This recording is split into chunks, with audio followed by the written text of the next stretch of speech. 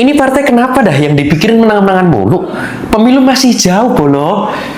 Nih aku mau tanya serius kepada kader PSI atau para pendukung partai PSI ini.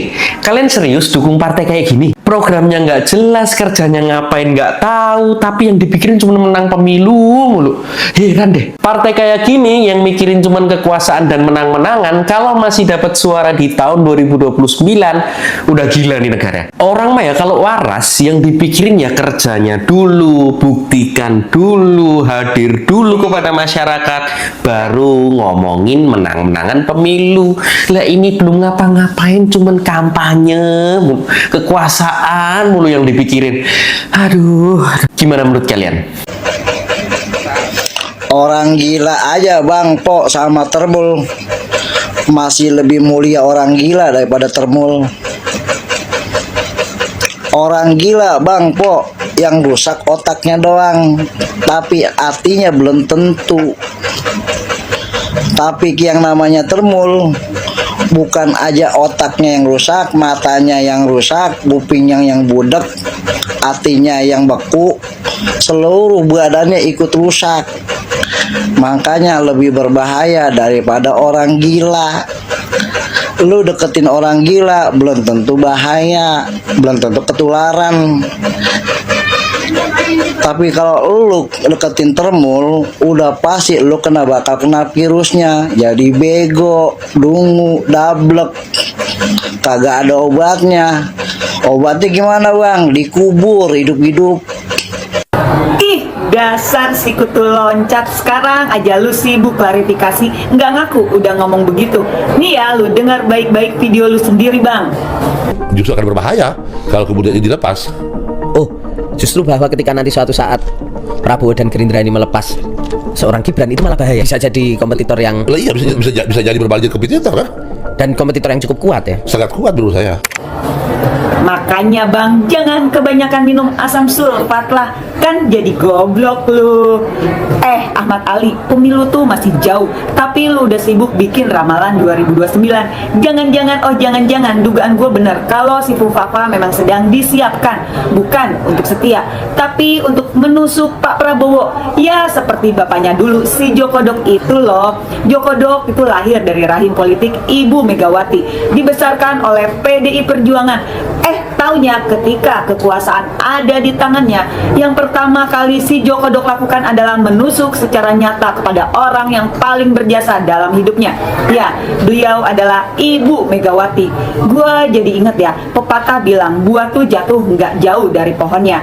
Nah, sekarang kita lihat anaknya si Fufu Fafa sepertinya nih akan mengikuti jejak bapaknya si Jokodok, menusuk Pak Prabowo dengan senyum sopan, menusuk dari belakang. Ceritanya kok seperti diulang ya?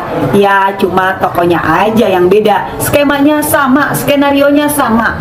Dan gue pengen bilang ke Pak Prabowo, Pak, hati-hati, sejarah di Republik ini bukan ditulis oleh pengkhianat yang kasar, tapi oleh pengkhianat yang terlihat santun, bicara lembut, kelihatannya nurut, tapi pelan-pelan udah nyiapin pisau di belakang Pak.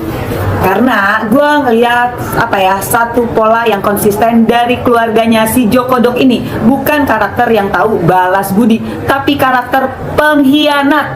Dan kocaknya nih, si Ahmad Ali juga bilang bahwa katanya nggak ada calon presiden yang lebih baik dari Fufu Papa.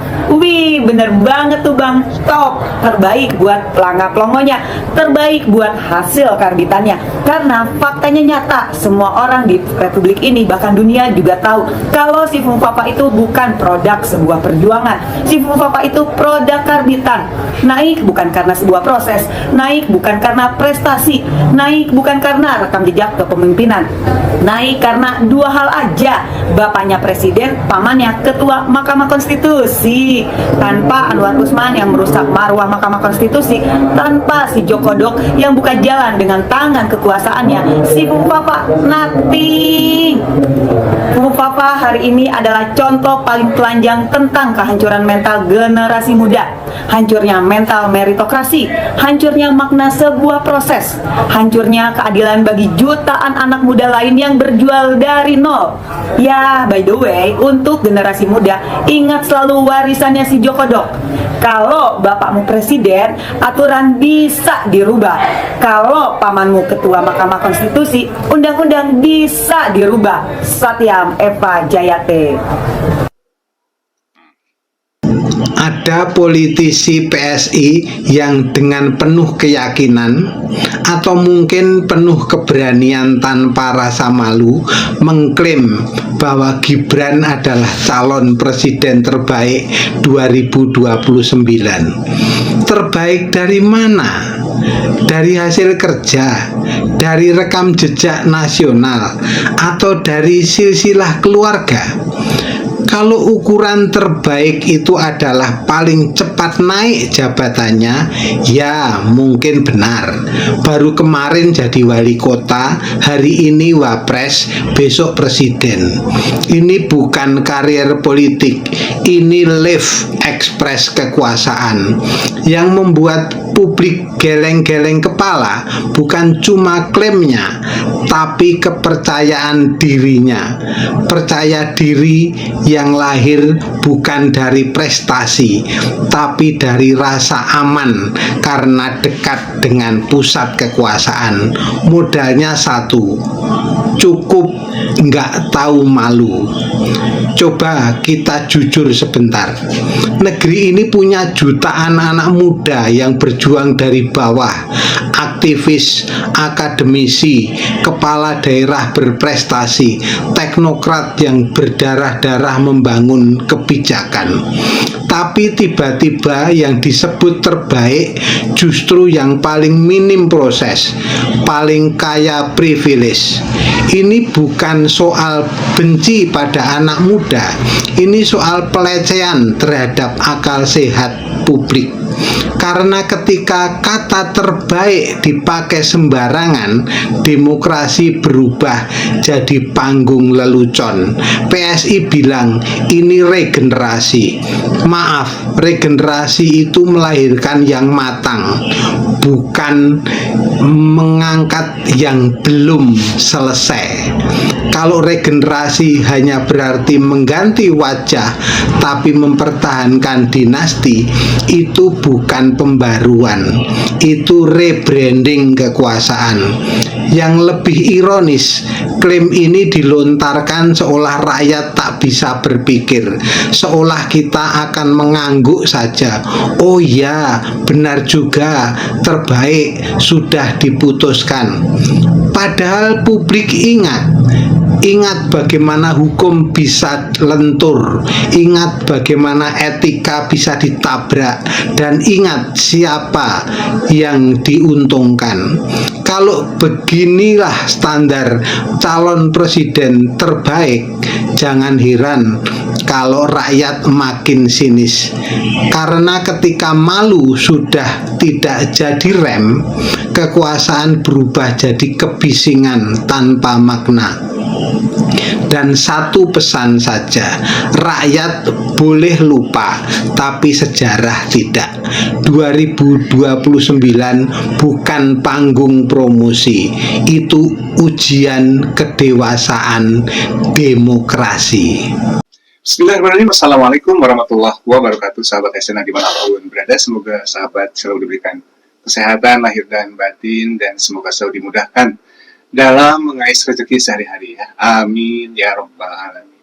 Sahabat, dari video-video yang tadi sudah kita tonton bersama, video yang merupakan reaksi dari sebuah pernyataan Ketua Harian PSI Bapak Ahmad Ali beberapa waktu yang lalu pada sebuah podcast ya, Gaspol kalau tidak salah.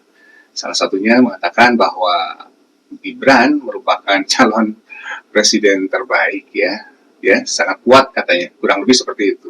Pada pernyataan itu seolah-olah tersirat mengabaikan Pak Prabowo, ya kan?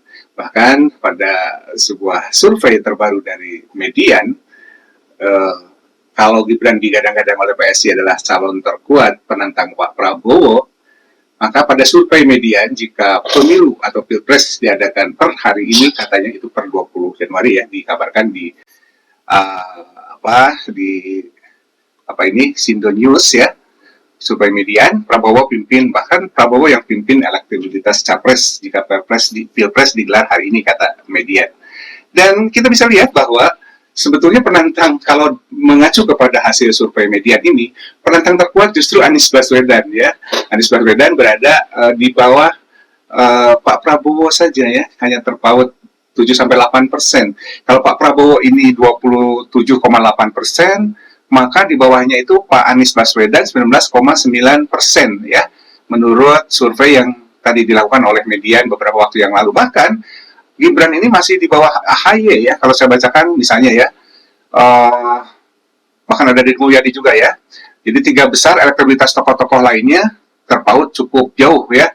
Ada di bawah Pak Deddy Mulyadi atau KDM, itu ada Purbayayudi Sadewa di peringkat keempat dengan 4% ya, jauh nih ya dari 3 besar ya. 3 besar itu Pak Prabowo, Pak Anies Baswedan 19,9% dan KDM dengan 17,4%.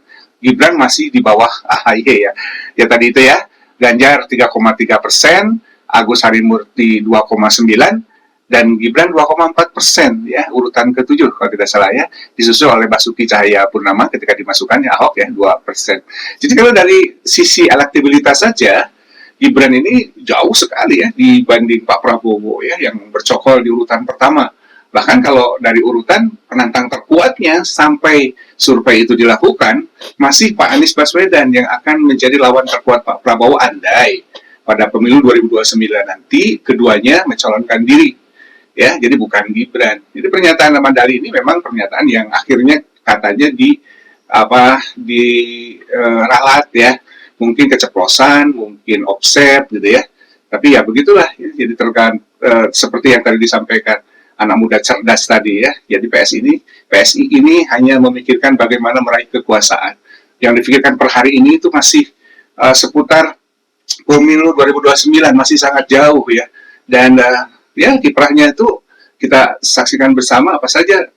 Saya sendiri tidak melihat adanya sebuah gebrakan yang positif, yang benar-benar ya untuk bangsa ini dari PSI ini. Ini menurut hemat saya, pandangan saya.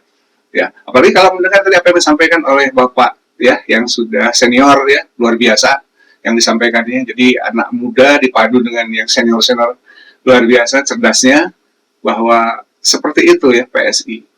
Nah, bagaimana menurut sahabat? Silahkan tulis di kolom komentar. Jangan lupa untuk subscribe, like, komen, dan share. Dan sehat selalu, tetap jaga akal waras. Salam akal sehat. Assalamualaikum warahmatullahi wabarakatuh. Merdeka!